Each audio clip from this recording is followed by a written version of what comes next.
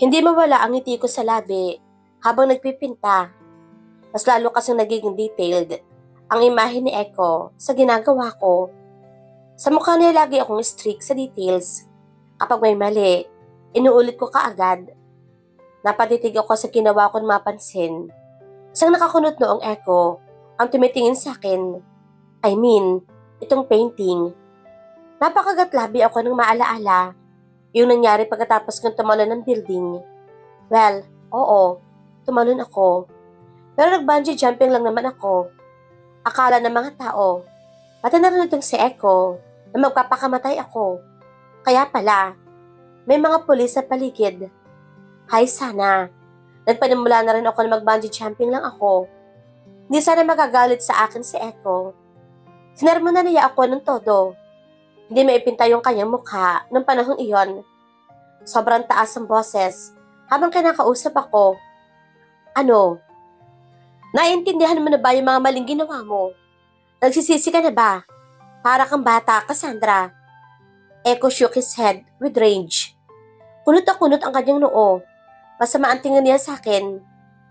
Hindi nga niya ako kinausap sa biyahe, pauwi sa bahay. Inaangat ko ang tingin ko sa kanya. Palakad-lakad naman si Echo sa harapan ko. Huminto siya at tumingin sa akin. Niluwagan niya ang kanyang necktie. He hissed. I was about to speak, but he closed his eyes tightly. He breathed a sigh. Sorry, all I could say. And look away. Nag-bungee jumping lang naman ako. Sorry, I added. Nagbuntong hininga si Echo. Maybe you should know the difference between a joke and a serious statement.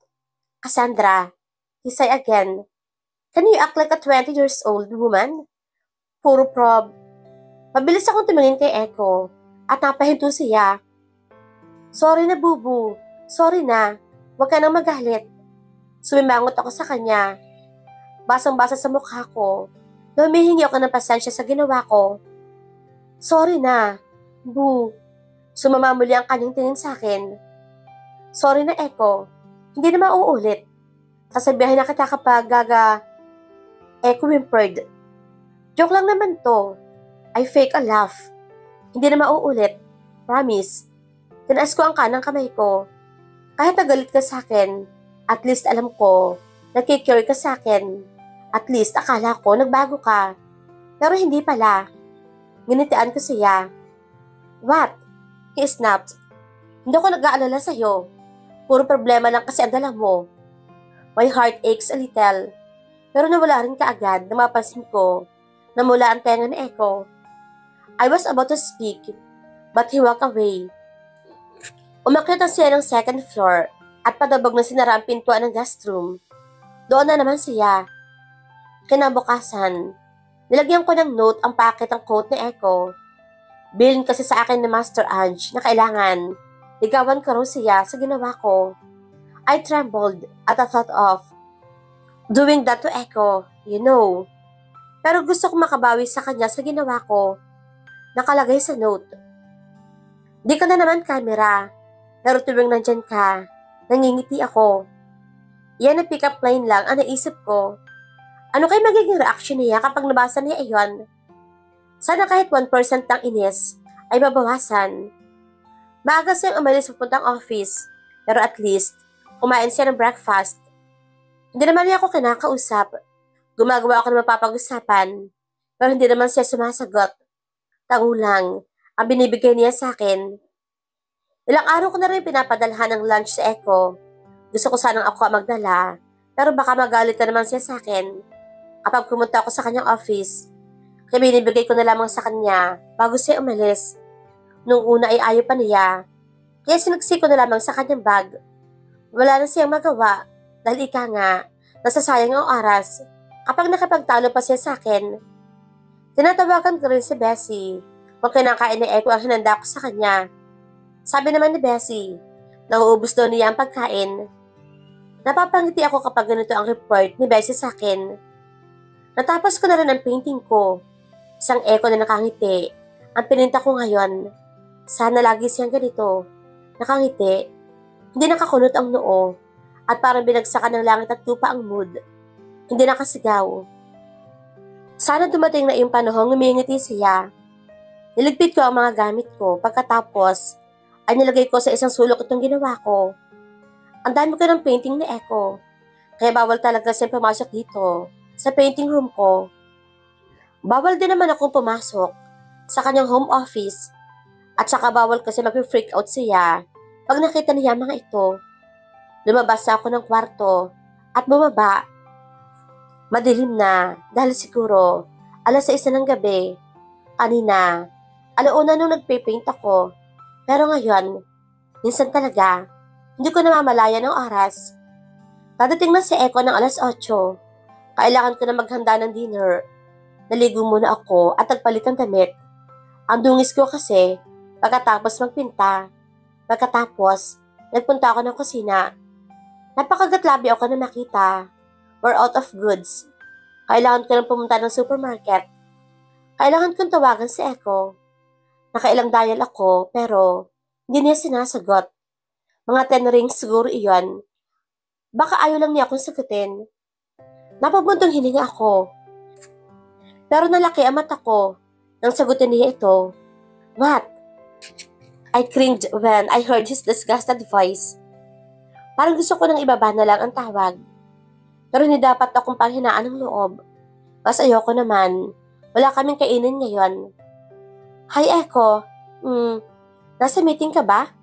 Ano kasi? Emergency lang sana. I said, and bit my bottom lip. Ano bang sasabihin ko? Alam ko naman, hindi siya papayag kapag sinabi ko, walang pagkain, o may iluto sa refrigerator. Ha, bakit? Anong nangyayari? Nawala ang inis sa kanyang boses, at napalitan ng pag-aalaala. Pwede mo ba akong samahan sa sementeryo? Napalunok ako, na hindi ko napigilan ang aking sariling sabihin ito. Mali. Bakit ko ba sinabi to? Bawiin mo kasi. Bawiin mo ang sinabi mo. I was interrupted when Echo spoke. Ano? Teka, nasaan ka ba? Bakit tayo pupunta doon? Sandali nga, hintayin mo ko dyan. Ano to na nagmamadali at binabaan ako ng tawag? Hala, ano ba tong ginawa ko? Kumabog na ang aking dibdib sa sobrang kaba. Hindi ko na alam. Lagutan naman ako nito kay Echo. Mas lalo siya magagalit sa akin ngayon. Pick-up line lang kasi dapat iyon. Ba't kasi? Lagot na ako nito. Palakad-lakad lamang ako sa sala ng mga kalahating oras. Maya-maya pa, nakarinig ako ng engine ng sasakyan. Mas lalong dumabali ang kaba na mayroon ako. Ang bilis pang nakarating ni Echo sa bahay. Patay na talaga. Naistatwa ako na marinig. Bumukas ang pinto ng bahay. Napalunok ako ng ilang beses hanggang sa marinig ko ang sobrang nag-aalalang boses ni Echo. Ano bang nangyari? Bakit tayo pupunta ng sementeryo? Unti-unti ako humarap kay Echo. Napalunok pa ako lalo na makita ang estado niya ngayon. Hingal na hingal. May pawis pa siya sa noo na ngayon ay pinupunasan niya. Paano ko ba sasabihin ito? May namatay ba, Cassandra? Aniya, sabay kunot ng noo. Inalis niya sa pagkakabotones sa iyong polo niya. Yung dalawa pa lang. Echo, kasi hindi ko na napagpatuloy pa na maningkit ang mata ni Echo. Umigting ang panga at bigla na lamang napapikit na tila nagpipigil. What? So, pinagmadali mo ako dito sa bahay ng walang dahilan habang nakapikit. Echo, sorry. Huwag ka na magalit. Please. May dahilan naman talaga ako eh. Wala na kasi tayong pagkain. Kailangan na mag-grocery. Gusto ko sana samahan mo ako. Echo opened his eyes. His jaw moved back and forth. Sinuklay pa niya ang kanyang buhok. Hanggang ngayon, nagpipigil pa rin si Echo. Nagbuntong hininga siya at tinignan ako ng diretso. Look, Cassie, sana sinabi mo na lang eh. Di bumili na lang sana ako ng pagkain bago umuwi, di ba? Pero kasi, Echo, hassle sa'yo yun, di ba? His forehead furrowed. Magpapadeliver na lang tayo. Di na hassle iyon. Aniya, sabay iwas. Pero Echo, hindi ko sanay sa mga ganoon. Pwede bang mag-grocery na lang tayo? Masanay kasi. I trailed off when Echo, look at me.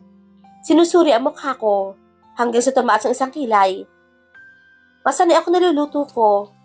Huminto ako sa pagsasalita nang tumalikod si Echo sa akin at nag-umpisa maglakad papunta sa pinto. Teka, payag ka na? Tanong ko at sinundan siya. Tuloy-tuloy lamang si Echo sa paglalakad. Halos patakbo na ako para lang maabutan siya. Hindi niya ako sinagot at sumakay na lamang sa BMW niya. Sumakay na lang din ako. Wait lang, Echo. Hindi natin to kailangan. Binalik ko ang mga dilatang nilagay niya sa cart namin. Ito din. Halos hindi ako magkandara pa. Sa pagbabalik ng mga canned goods, saka nilalagyan nila at maabutan si Echo. Lahat na lamang yata na makita nito, inilalagay ng cart. Kanina pa dampot ang dampot si Echo ng kung ano hindi naman namin kailangan ngayong buwan o kailanman. Kanina pa siya palakad-lakad. At sinusuyod ang lahat ng aisle sa supermarket. Nakasuot siya ng cap para hindi siya makilala ng ibang tao. Nakasunod lamang ako sa kanya. No way, hindi pwede. Ibalik mo yan. Marang na ako sa harap ng cart. Hindi ko na yata kayang ialis yan. Isang sakong luya. Echo, aanuhin naman natin iyan. We should buy everything in excess. Paano kapag nagkalindol o bagyo? Mas ayos kung may supplies tayo. Seryoso niyang sabi. Napanganga ako. Pagkatapos, napailing. Hinawakan ko ang gilid ng cart. Pero Echo, hindi naman siguro tayo mamamatay kung walang luya sa bahay. Kapag bumagyo, diba? Sabi ko. Nalis niya kaagad ang tingin sa akin. Fine, but don't tell me. I didn't warn you. Kinuha ni Echo ang sako ng luya sa cart at binalik sa kanilalagyan nito. Alam ko, wala namang problema sa presyo. Pero ayaw ko naman kasi bumili ng mga bagay na hindi naman gagamitin. Ang mga pagkain, hindi naman namin kakainin. Si Echo naman, lindol ka agad ang naiisip o kaya bagyo. Kaya ko maglagay sa cart namin, sobra-sobra, nalibasa. Nasanay na sa mga pagkain ready to eat na. Nang matapos kong isasain ang nasa cart, napansin kong napahinto si Echo at mukhang may tinitingnan. Lumapit ako sa kanyang pwesto.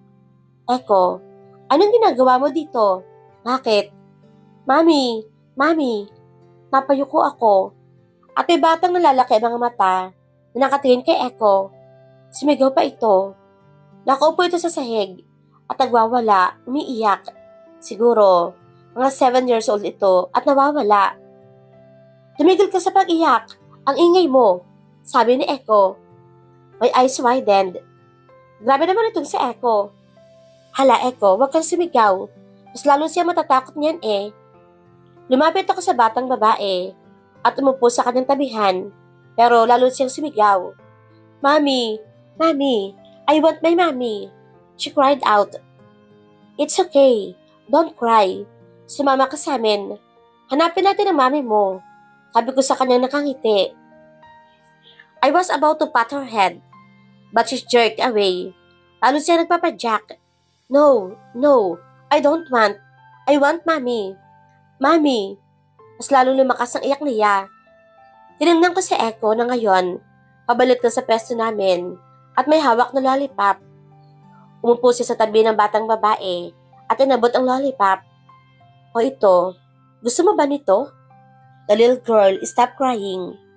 Pasinok-sinok pa niyang kinuha ang lollipop kay Echo. Sa'yo na lang, madami pa ako dito. Pinakita ni Echo ang isang pack ng lollipop. Binulungan ko si Echo. Kinuha mo yan dito sa grocery mo? Hindi pa natin nababayaran yan. So, babayaran natin mamaya. He shrugged his shoulder. Tumayo yung batang babae. Tumingin-tingin sa amin ni Echo. Kaya tumayo na rin kami. Na-extend ko ang kamay ko sa kanya. Let's go. Hanapin natin ang mami mo. Ginitian ko siya. Tinignan niya ang kamay ko pagkatapos ang mukha ko. Pero at the end, tumingin ulit siya kay Echo. Lo and behold, bigla siyang pumunta kay Echo at niyakap ang binti nito. Daddy, sigaw nitong bata. Parehas na laki ang mga mata namin ni Echo, lalo na si Echo. Gulat na gulat ang mukha. Bubu, may anak ka na pala. Ay kid, kunin mo nga siya. Bakit na ako niyayakap? Ano yang kunot ang noo? Buhatin mo na lang siya. Dalahin natin sa customer service. Sabi ko sabay ngiti. Hest. Hindi na rin nakahindi pa si Echo. At binuhat na lamang yung batang babae. Natatawa ako kung paano buhatin niya yung batang babae. Mukhang hindi niya alam ang gagawin. Naglakad na kami papuntang customer service. One thing I discovered about Echo today, kahit lagi siya nakasigaw ay meron naman siya mabuting puso. Hindi talaga ako nagkamali na siya ang Prince Charming ko. Hindi namin, ako lang. May iwan yung batang babae hanggat wala ang kanyang mami.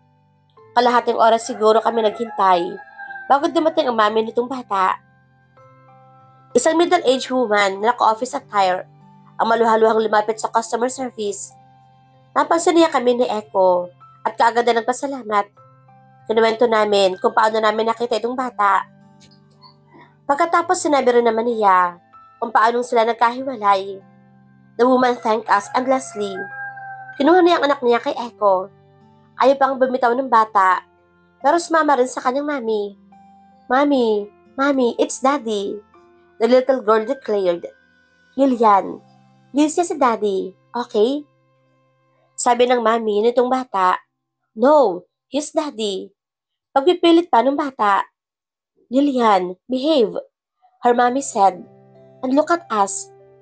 Pasensya na kayo. Every weekend lang kasi sila nakikita ng daddy niya na laging may pasulubong na lollipop sa kanya. Maliwanag nito. Bakit naman po? Every weekend lang sila nakikita.